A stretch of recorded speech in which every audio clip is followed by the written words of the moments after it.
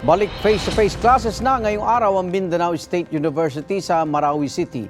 Isang linggo yan matapos ang pambobomba sa Dimaporo Gymnasium noong December 3. Apat ang nasawit, halos 50 ang sugatan sa pag-ataking yon. Bibigyan ng exemption ng MSU ang mga biktima habang nagpapagaling. Bukod sa pagdadagdag ng mga sundalo at pulis, magkakaroon din ng regular na inspeksyon para sa seguridad ng campus. Noong nakaraang linggo, inaresto ang isa sa mga suspect sa pambobomba sa MSU na si Jafar Gamo Sultan alias Jaf at Kurot. Tinutugis pa ang iba pa niyang kasamahan. Isang dambuhalang lapu-lapu ang nahuli sa karagatang sakop ng Catanduanes at Camarines Sur. Hinatak ito ng mga mangingisda gamit ang bangka papunta sa baybayin ng Cabcab, San Andres.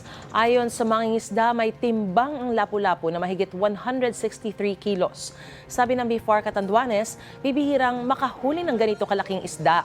Ang nasabing klase ng isda ay maaari raw tumimbang ng hanggang 400 kilos. Mga kapuso, para una ka sa mga balita, mag-subscribe sa GMA Integrated News sa YouTube. Sa mga kapuso abroad, subaybayan niyo po kami sa GMA Pinoy TV at sa www.gmanews.tv.